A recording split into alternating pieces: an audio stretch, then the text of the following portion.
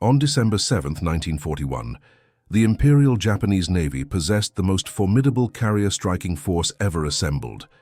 6 fleet carriers, Akagi, Kaga, Soryu, Hiryu, Shokaku, and Zuikaku, plus 2 light carriers formed the spearhead of Japan's naval aviation capability.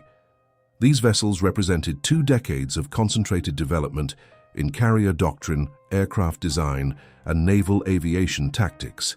The United States Pacific Fleet, by comparison, maintained only 4 fleet carriers in the Pacific theater at the outbreak of hostilities.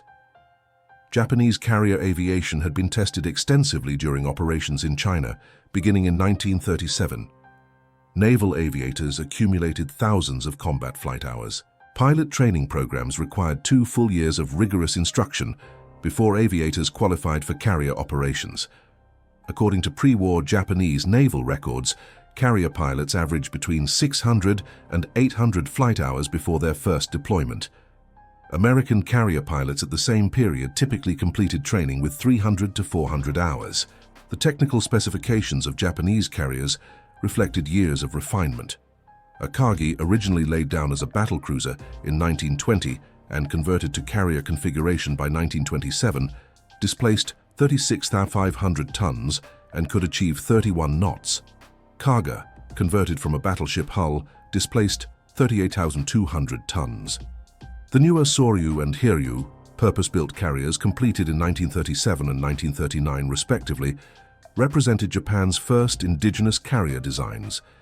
Each displaced approximately 17,300 tons and could make 34 knots.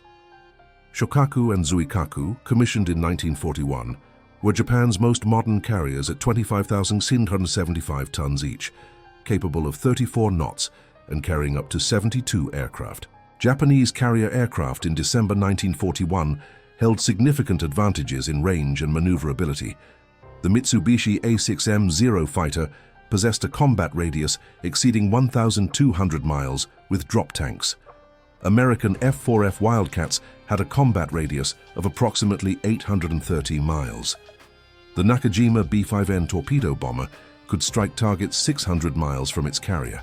American TBD Devastators had a combat radius of 435 miles. If you appreciate detailed, evidence-based examinations of World War II naval history, please like this video and subscribe to the channel. Leave a comment indicating where you're watching from.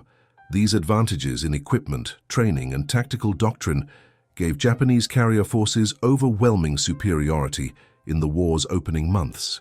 However, the industrial foundation supporting this naval power was fundamentally different from that of the United States. Japan's steel production in 1941 totaled approximately 6.8 million tons annually. The United States produced 75.5 million tons. Japan operated 7 shipyards capable of constructing major naval vessels. The United States had 16 yards with heavy carrier construction capability. More significantly, Japanese carrier construction followed traditional shipbuilding methods. Each vessel was largely handcrafted, with components custom-fitted during assembly. Construction of a fleet carrier required between 3 and 6 years from keel laying to commissioning. Akagi required 4 years to complete her conversion. Kaga needed 6 years. Even the modern Shokaku-class carriers required 3 years of construction time. American shipbuilding in 1941 was beginning to incorporate industrial mass production techniques, though these methods had not yet been applied to major warships. This difference in industrial philosophy would prove decisive.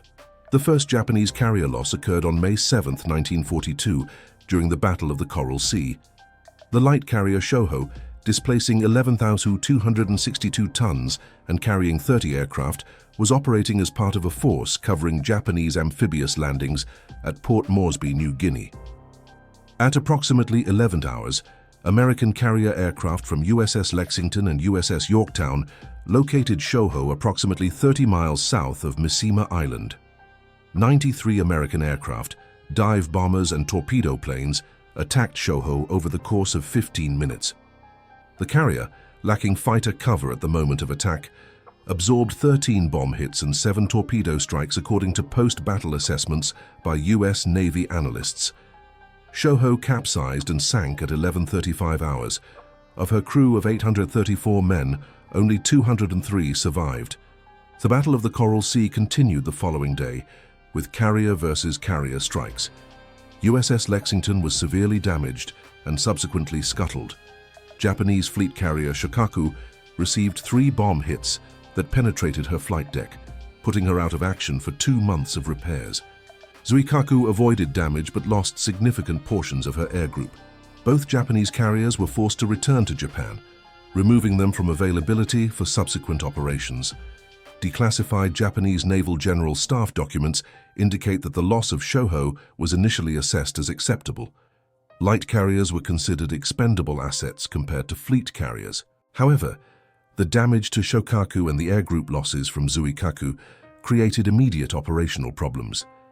The planned invasion of Midway Island, scheduled for early June 1942, would proceed without 2 of Japan's 6 fleet carriers. The Battle of Midway, fought between June 4th and 7th, 1942, resulted in catastrophic losses for Japanese carrier aviation. 4 fleet carriers, Akagi, Kaga, Soryu, and Hiryu, were sunk. Approximately 250 aircraft and 2,500 personnel were lost, including many of Japan's most experienced carrier pilots and maintenance crews. At 10:22 hours on June 4th, American dive bombers from USS Enterprise and USS Yorktown attacked the Japanese carrier force while its aircraft were being rearmed on deck.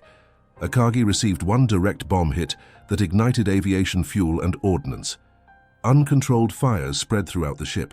She was scuttled by Japanese destroyers early on June 5th.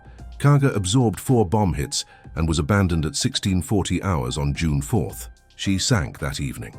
Soryu took 3 direct hits and was abandoned at 10:45 hours. She sank at 19:13 hours.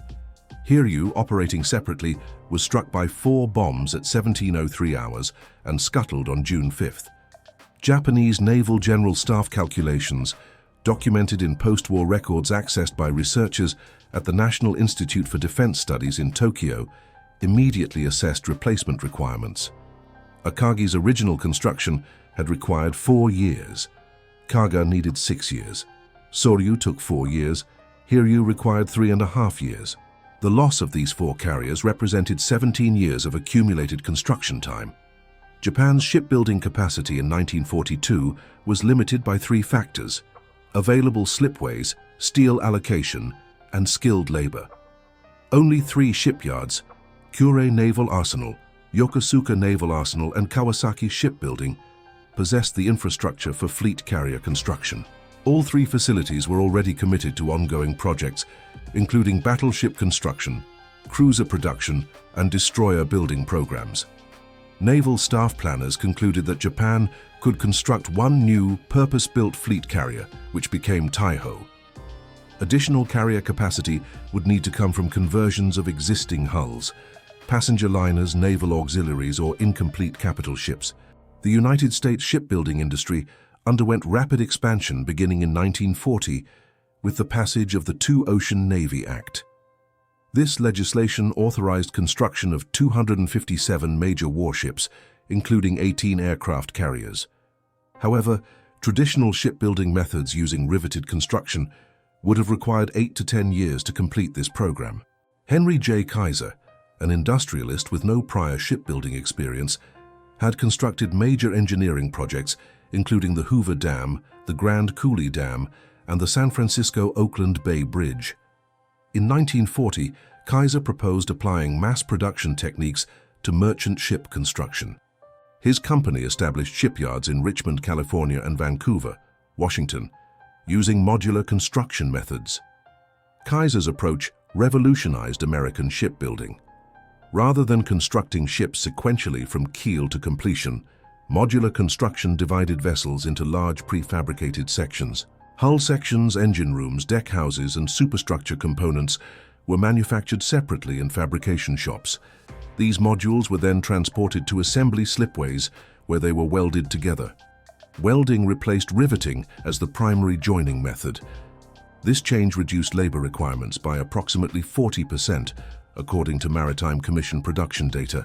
Their riveted joint required 2 workers, a riveter and a bucker, plus a heater to prepare rivets, a welded joint required one welder. Additionally, welding allowed for automation and the employment of workers with less specialized training. Kaiser's Richmond shipyards, which employed 90,000 workers at peak production, began building Liberty-class cargo ships in 1941. Initial construction time was 245 days per ship.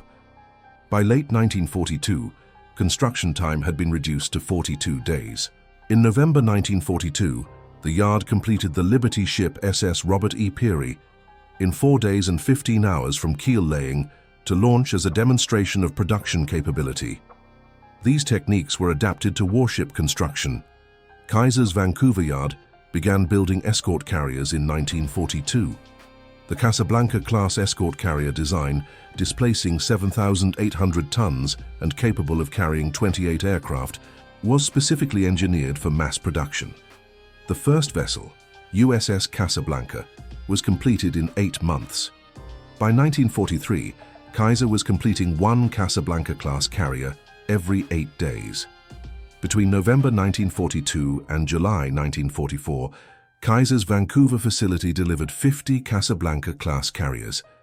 This production rate was initially reported to Japanese intelligence as an error in translation. Verification through multiple intelligence sources confirmed the figures. The implications were immediately recognized by Japanese naval planners. The Essex-class fleet carrier program represented the application of standardized mass production techniques to major warship construction. The Essex design, displacing 27 to 100 tons and capable of operating 90-100 aircraft, was finalized in 1940. The design incorporated several innovations intended to facilitate rapid construction. All Essex-class carriers used identical blueprints and standardized components. Engine plants, elevator systems, radar equipment, and catapult machinery were manufactured to uniform specifications. This standardization allowed for the establishment of dedicated production lines for major subsystems. Electric Boat Company manufactured all propulsion turbines for Essex carriers. Westinghouse produced all turbo-electric generators. York Corporation manufactured all refrigeration systems. Modular construction techniques were applied throughout. Engine rooms were assembled as complete units and installed in single operations. Flight deck sections were prefabricated with arresting gear already installed. Radar towers and island superstructures were built separately and lifted into position. Newport News Shipbuilding and Dry Dock Company laid the keel for USS Essex on April 28, 1941. The carrier was commissioned on December 31, 1942, 20 months after construction began. This was 8 months faster than any previous American fleet carrier. By applying the same standardized construction methods, subsequent Essex carriers were completed even more rapidly. USS Yorktown, Essex class, required 16 months. USS Intrepid required 16 months. USS Hornet required 17 months. USS Franklin required 15 months. American shipyards completed 17 Essex-class fleet carriers between December 1942 and April 1945. An additional 7 were under construction when hostilities ended. This production rate of approximately 1 fleet carrier every 7 weeks was unprecedented in naval construction history. Japan completed 1 fleet carrier, Taiho, during the same period.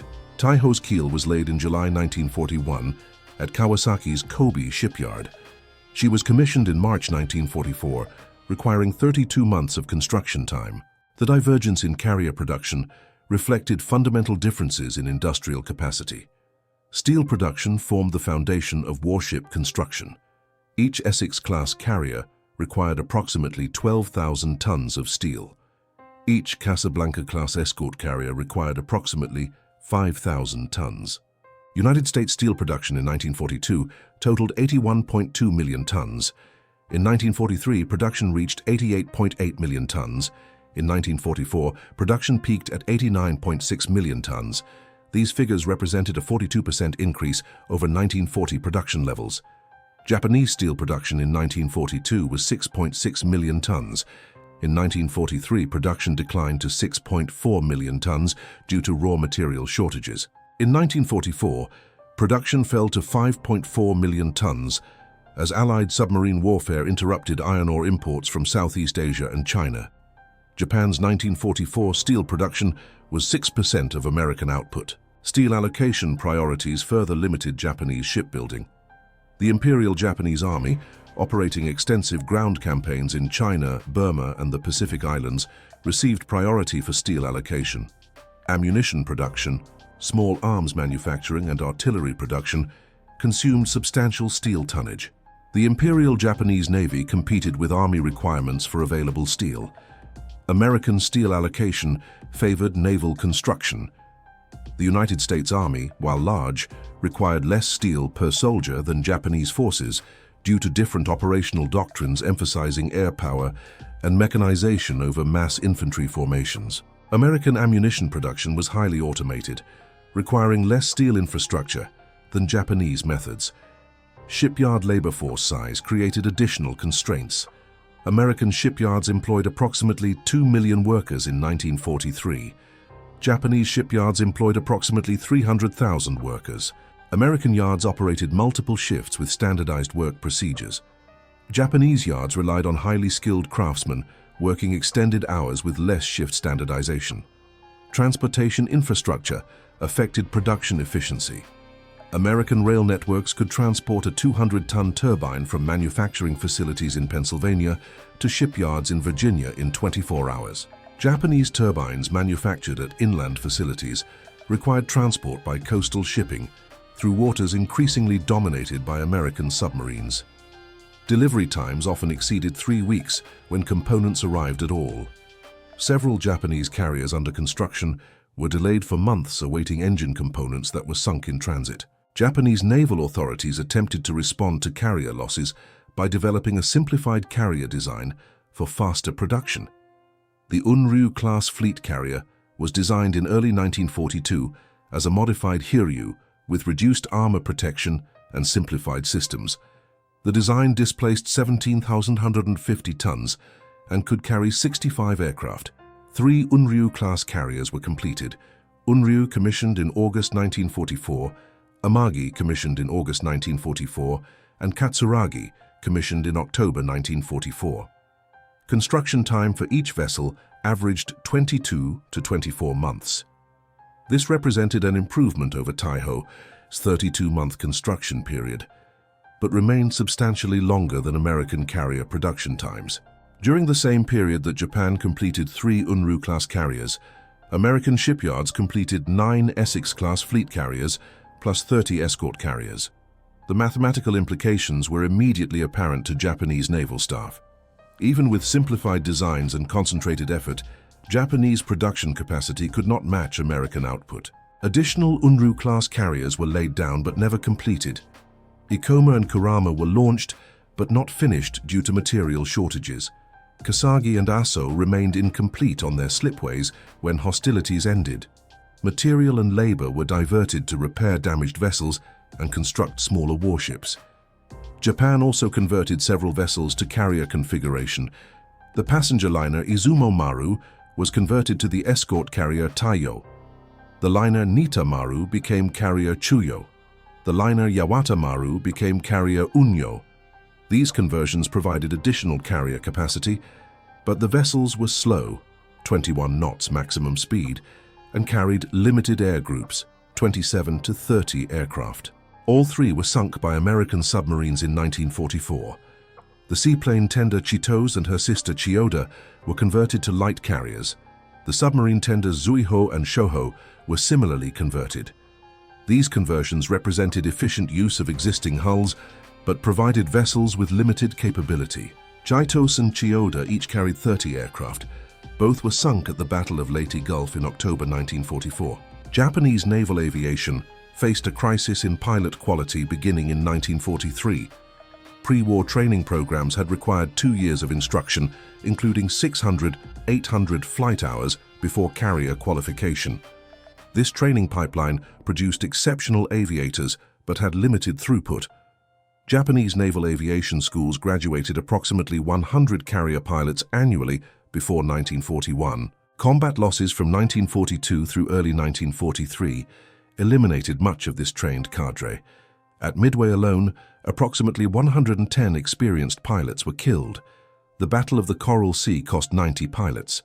The Solomon Islands campaign from August 1942 through February 1943 resulted in the loss of approximately 900 naval aviators, according to Japanese Naval Air Group records accessed by historians at the U.S. Naval War College. These losses could not be replaced at pre-war training rates. Naval aviation schools accelerated training programs beginning in mid-1942. The training period was reduced from 24 months to 12 months, then to 6 months by 1944. Flight hour requirements were cut to 300 hours, then 200 hours, then under 100 hours for final graduating classes.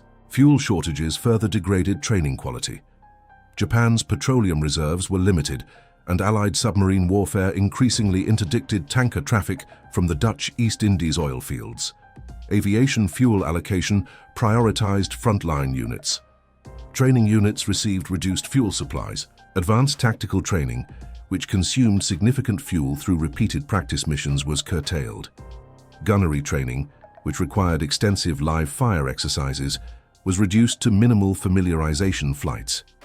Experienced instructors were reassigned to operational units to provide leadership for inexperienced pilots. This created a cascading effect, where training quality declined as the most qualified instructors were removed from training duties. Records from the Kasumigaura Naval Air Training Center indicate that by mid-1944, many instructor pilots had themselves received only abbreviated training. The results were measurable in operational performance. American after-action reports from 1944 noted a marked decrease in Japanese pilot skill. Aerial combat tactics became predictable and defensive. Gun camera footage analyzed by the U.S. Navy Fighter Direction School showed Japanese pilots making basic errors in formation, flying, firing discipline, and evasive maneuvers. American pilot training, by contrast, maintained high standards throughout the war. Training pipeline duration remained at 18-24 months. Flight hour requirements stayed at 300-400 hours minimum. Fuel was never rationed for training purposes. The United States graduated approximately 10,000 naval aviators in 1944, 100 times Japan's output. Vice Admiral Jisaburo Ozawa commanded the Japanese carrier force at the Battle of the Philippine Sea, fought June 19-20, 1944. Ozawa's force consisted of 9 carriers, 3 fleet carriers, Taiho, Shokaku, Zuikaku, and 6 light carriers, Chitose, Chiyoda, Zuiho, Ryuho, Junyo, Hio. The Japanese force embarked approximately 430 aircraft, operated by pilots with an average of 100-200 flight hours.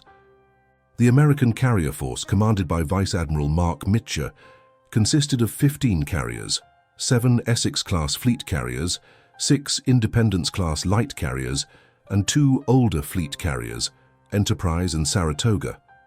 The American force operated 956 aircraft, flown by pilots averaging 400-600 flight hours. American radar technology provided significant tactical advantage. Japanese strike aircraft were detected at ranges exceeding 150 miles by shipboard SK air search radar. Fighter direction officers vectored defending fighters to intercept Japanese formations well before they reached the American task force. The first Japanese attack wave, launched at 8:30 hours on June 19th, consisted of 69 aircraft. American fighters intercepted this formation 60 miles from the fleet.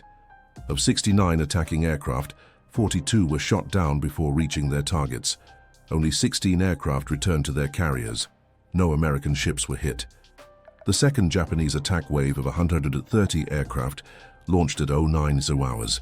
American fighters destroyed 97 aircraft. 7 planes reached attack positions and scored 1 bomb hit on the battleship USS South Dakota, causing minor damage.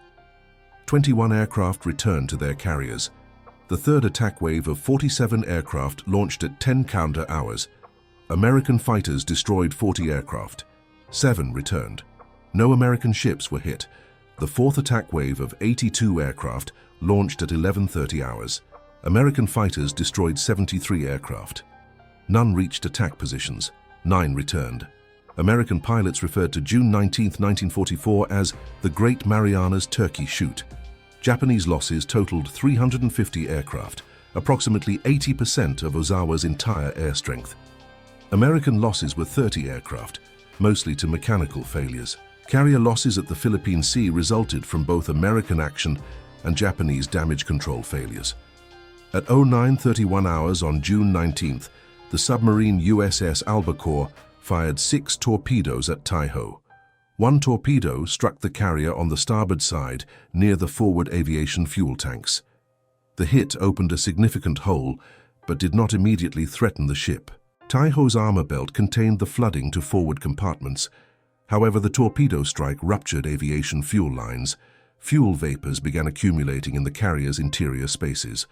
A damage control officer, attempting to clear the vapors, ordered the ventilation system activated.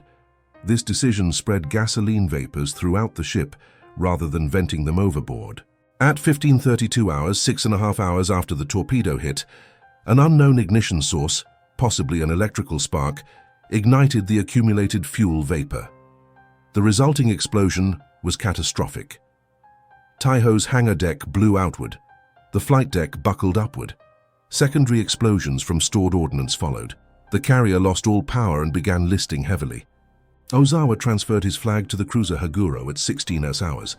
Taiho capsized and sank at 16:28 hours. Of her crew of 2,150 men, 1,650 were killed. At 12:20 hours, the submarine USS Kavala torpedoed the fleet carrier Shokaku. 3 torpedoes struck the carrier on the starboard side. Fuel vapors again accumulated. At 15:01 hours, a massive explosion ripped through Shokaku's hull. The carrier sank at 15:01 hours with the loss of 1,263 crew members. The light carrier Hiryu, damaged by engine problems, was attacked by American carrier aircraft at 18:45 hours. 2 torpedo hits and 1 bomb hit caused catastrophic damage. Hiryu sank at 20:35 hours with the loss of 250 crew. 3 carriers sunk in one day represented 33% of Ozawa's force. Taiho, Japan's newest and most capable carrier, had been operational for only 90 days. Her construction had required 32 months and consumed resources equivalent to 20 escort carriers by American production standards. By October 1944, Japanese carrier forces had been reduced to 4 operational carriers with minimal air groups. Admiral Soemu Toyoda, commander of the combined fleet, developed a plan for the defense of the Philippines that used the remaining carriers as decoys.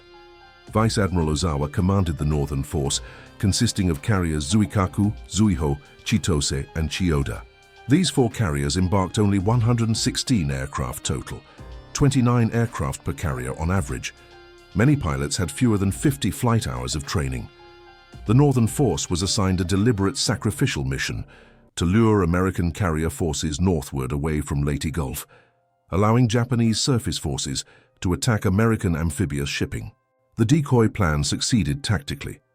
American Admiral William Halsey, commanding Task Force 38, detected Ozawa's carriers on October 24th and pursued them northward with his entire carrier force. This left San Bernardino Strait unguarded, allowing Japanese surface forces to approach Leyte Gulf. American carrier aircraft attacked Ozawa's force on October 25th. Zuikaku, the last surviving carrier from the Pearl Harbor attack, was hit by multiple bombs and 7 torpedoes. She capsized and sank at 14:14 hours. Zuiho took 6 bomb hits and 5 torpedoes, sinking at 15:26 hours. Chitose was hit by 3 torpedoes and sank at 09:37 hours. Chiyoda was crippled by bomb hits, dead in the water, and sunk by American cruiser gunfire at 16:55 hours. All 4 Japanese carriers were sunk. Of their combined air groups of 116 aircraft, fewer than 30 returned to land bases. Japan's carrier force ceased to exist as an operational entity. American losses at Leyte Gulf were 1 light carrier, USS Princeton, sunk by land-based Japanese aircraft. The resilience of American carriers under damage was demonstrated on March 19, 1945, when USS Franklin, Essex class, was struck by 2 250-kilogram bombs dropped by a single Japanese aircraft. Franklin was operating 50 miles off the coast of Kyushu, launching strikes against Japanese airfields. The first bomb penetrated the flight deck and exploded in the hangar bay where armed and fueled aircraft were being prepared for launch. The explosion ignited aviation fuel and detonated stored ordnance. A massive secondary explosion followed. The second bomb struck aft, penetrating to the third deck before exploding. The explosions killed 724 men immediately and wounded 265 more. Franklin's forward section was engulfed in fires. The flight deck was blown upward in several locations. Conventional assessment would have predicted the carrier's loss. However, damage control training and ship design prevented catastrophic failure. Damage control parties sealed compartments, fought fires with portable equipment, and jettisoned damaged aircraft and ordnance. The carrier's engineering spaces remained operational. Power was maintained to essential systems. At 12:03 hours, Franklin's engines were restarted. The carrier began making way initially at 5 knots, gradually increasing speed. Franklin's crew sailed the heavily damaged carrier 12,000 miles across the Pacific to Pearl Harbor, then on to New York for repairs. The carrier reached Brooklyn Navy Yard on April 28, 1945. Repairs required 8 months, but Franklin was recommissioned in February 1946. This damage tolerance resulted from design features, redundant systems, compartmentalized hull structure, and trained damage control personnel. Essex-class carriers had 4 separate firefighting zones, each with independent pumping systems. Electrical power was distributed through multiple buses with automatic switchover capability. Damage control training was standardized across all carriers, allowing crews to execute practiced procedures under extreme conditions. Japanese carriers, by contrast, generally lacked these features. Centralized ventilation systems, as demonstrated on Taiho, could spread damage throughout ships. Fire suppression systems were less extensive. Damage control training varied between vessels rather than following standardized procedures. Final production totals for the Pacific War demonstrate the scale of industrial disparity.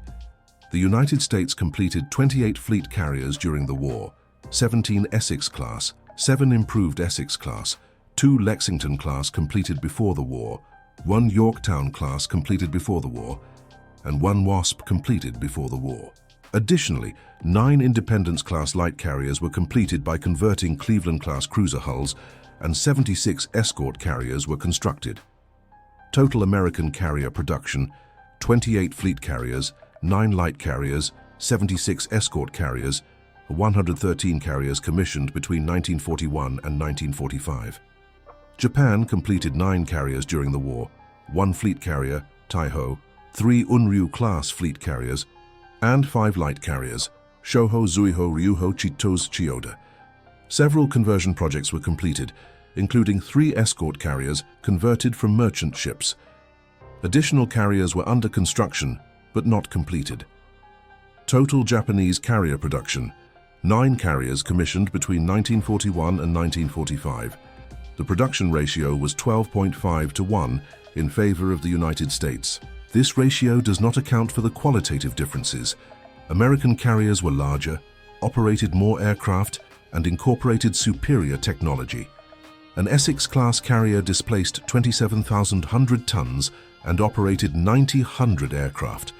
An Unryu-class carrier displaced 70,150 tons and operated 65 aircraft. The American carrier represented 58% more displacement and 50% greater aircraft capacity. Production efficiency metrics are equally revealing. The United States built 113 carriers, using approximately 2 million tons of steel allocated to carrier construction over 45 months. Japan built 9 carriers using approximately 150,000 tons of steel over the same period. American steel efficiency: 17.7 tons of steel per ton of carrier displacement. Japanese steel efficiency: 10.5 tons per ton of displacement. This difference reflects modular construction methods versus traditional shipbuilding. Labor productivity showed similar disparities.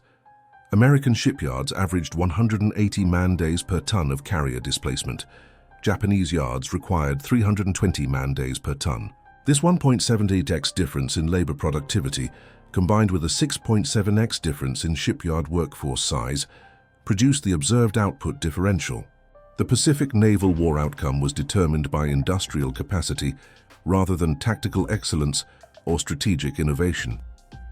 Japan's pre-war carrier force represented the culmination of 20 years of carrier development, superior training systems, and combat-proven doctrine.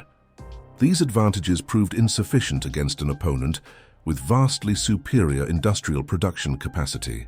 Admiral Isoroku Yamamoto's pre-war assessment proved accurate. Yamamoto, who served as naval attaché in Washington during the 1920s and traveled extensively in the United States, understood American industrial capacity.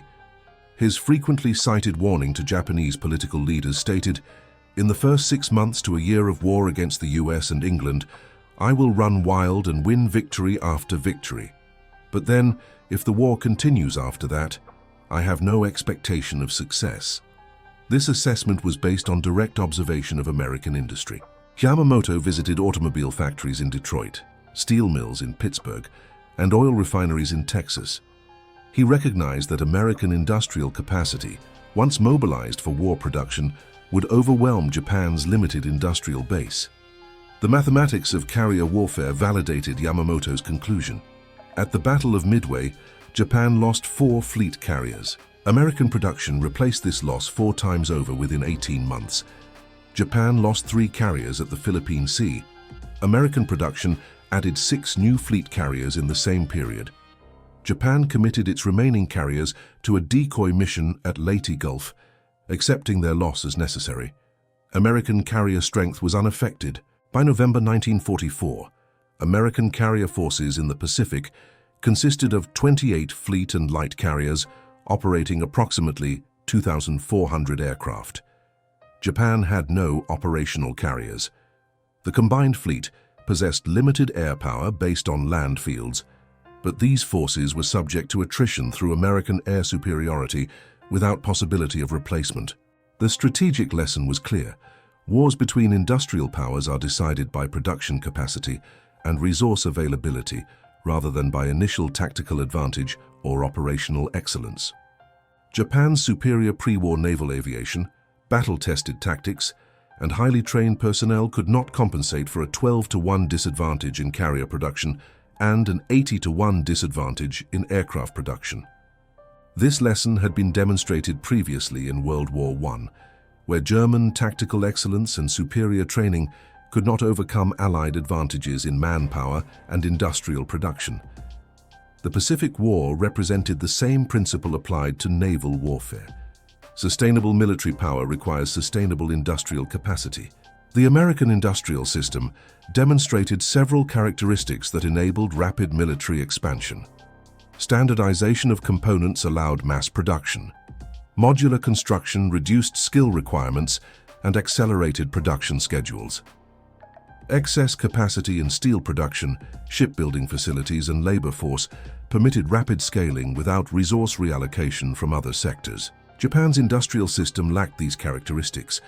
Limited steel production required zero-sum allocation decisions between Army and Navy requirements. Shipbuilding capacity was fully utilized before the war, preventing expansion. Labor force limitations meant that increasing naval production required decreasing Army production or accepting longer schedules. The outcome was predetermined by these structural factors. Tactical decisions, strategic planning, and operational execution influenced the timeline, but not the conclusion. American industrial superiority ensured eventual victory regardless of military performance in individual engagements.